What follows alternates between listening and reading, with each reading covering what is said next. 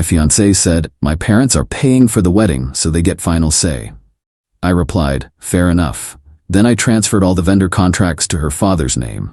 The chaos that followed was glorious. I, 29 male, am sitting here with a beer watching everything unfold exactly as predicted. Should probably feel bad. Don't though. Been with Qley, 27, for 4 years. Engaged for 1. Wedding was supposed to be in 3 months. When we got engaged, I'd saved up about $35K for our wedding. Yeah, I know, crazy amount. But I wanted to give her the dream wedding, you know?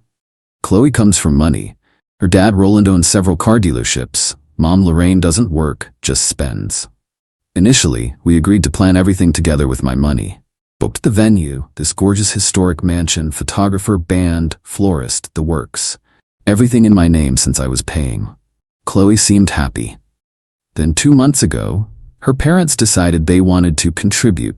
By contribute, they meant completely take over. Roland wrote a check for $40K and suddenly everything changed. We need to cancel the mansion and use the country club instead. That photographer is too artsy. We'll use our family friend.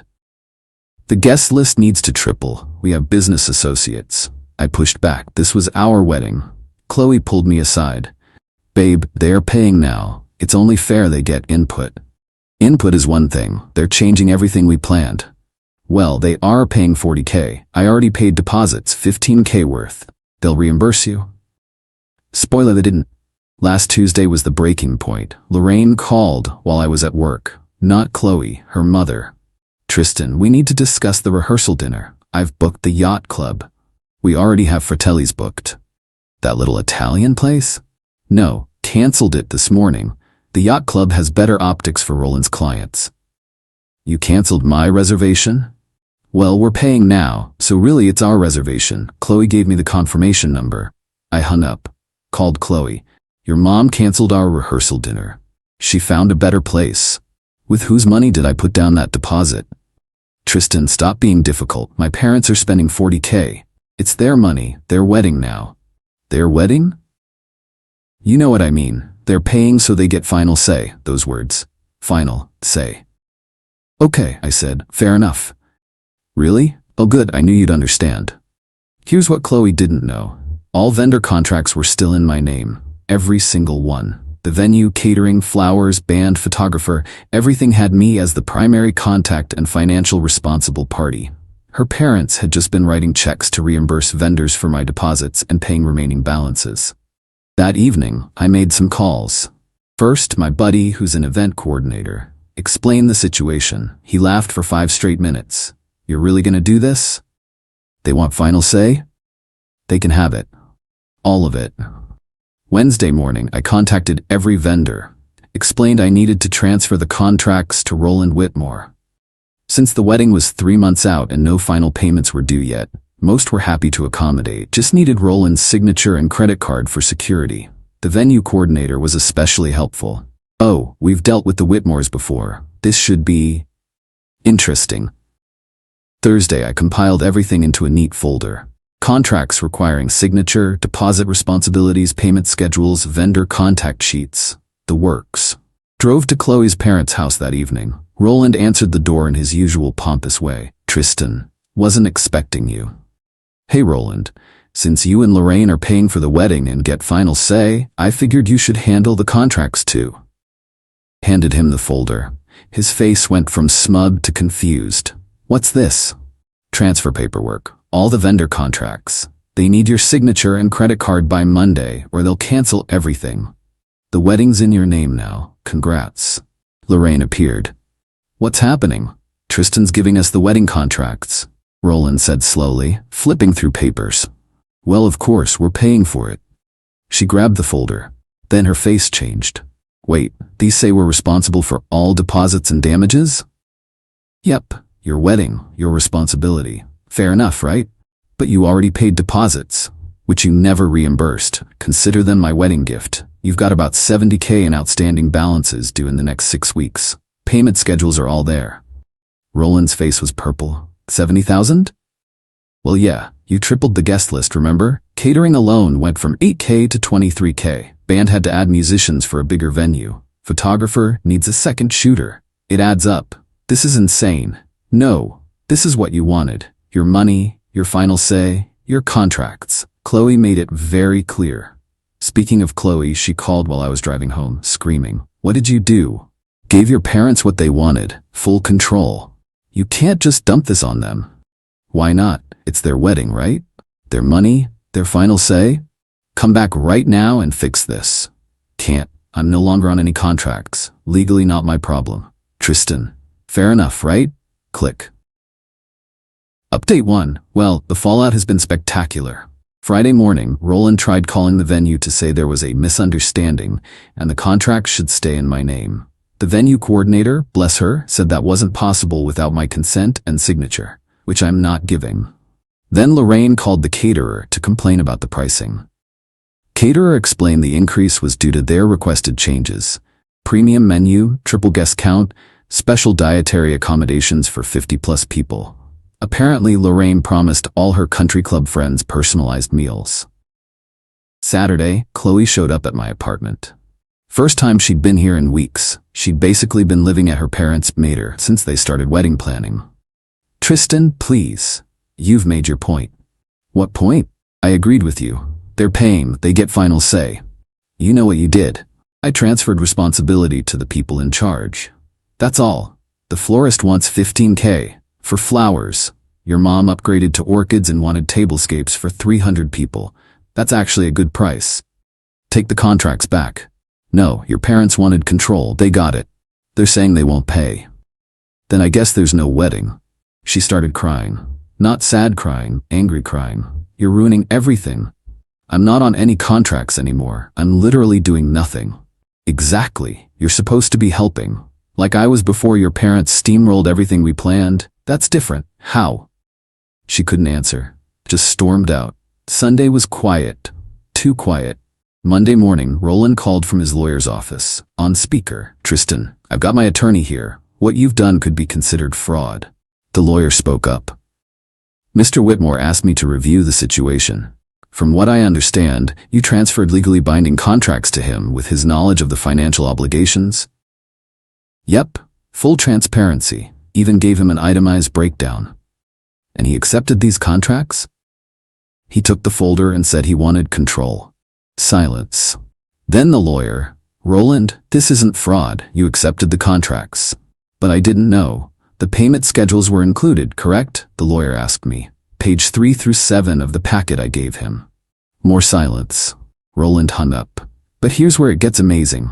This morning, Tuesday, I got a call from the venue.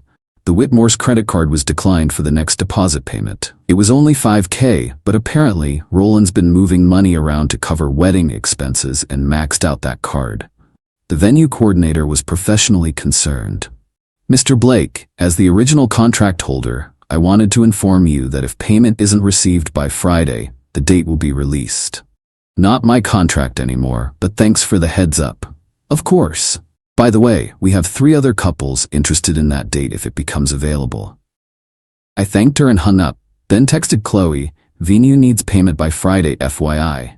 Her response was a voice message of just screaming. Literal screaming. Then Lorraine texted me. Lorraine, who has never texted me in 4 years. You horrible little man, you're destroying my daughter's happiness. Your daughter made it clear you were in charge. I'm respecting that. We'll sue you for the deposits you already paid. For gifts freely given? Good luck. Those weren't gifts. I have texts from Qley calling them gifts when she was convincing me to let you take over. Screenshots are wonderful things. She sent about 20 more messages. I stopped reading after she called me a middle-class peasant trying to ruin their reputation. Roland just left me a voicemail. Let's be reasonable here. Take back the contracts, we'll pay for everything, and you can have some input. Some input. For a wedding I was originally paying for entirely. Yeah, no. Update 2. The wedding is officially off, and the implosion has been magnificent. Wednesday last week, right after my last update, Qley came to my office. My office. Made it past security and everything. My coworkers were fascinated. Tristan, we need to talk. Now. My boss actually came out of his office. Everything okay here? Personal matter. I'll take an early lunch. Probably saved my job right there because Qley was ramping up for a scene. In the parking lot, she immediately started in. The venue is threatening to cancel. Not threatening. They will cancel if not paid by Friday. Then pay them. Not my contract. I'll Venmo you right now. Take the contracts back. Your parents have to sign them back over. That's how contracts work. They won't do it. Why not? Here's where it got interesting. Turns out Roland and Lorraine were playing a game. They figured if they refused to sign back the contracts and refused to pay, I'd cave and handle everything to save the wedding. They literally told Qley this was their strategy. So they're willing to ruin your wedding to win a power play? It's not like that. It's exactly like that. Just fix this. No. She grabbed my phone out of my hand. I'll call them myself. That's theft. I'm your fiancé. Are you though? That stopped her cold. She handed back my phone and left without another word. Thursday, I get a call from Telltales. Remember that rehearsal dinner Lorraine canceled? Well, she never actually canceled it. She just told me she did. The owner was calling to confirm final head count. Mr. Blake, we haven't heard from you in weeks. The dinner is in 10 weeks. We need numbers. There's been a change. The Whitmore family will be handling this. Oh, them. His tone said everything. We require full payment upfront from them. Bad history. Turns out the Whitmores are notorious for booking events, changing everything last minute, then disputing charges. 3 restaurants in town won't even take their reservations anymore. I gave him Roland's number. Then texted Roland, Fratelli's needs payment, full amount up front. Good luck. Friday, D-Day for the venue. I was in a meeting when my phone exploded. 27 calls, 62 texts. I turned it off.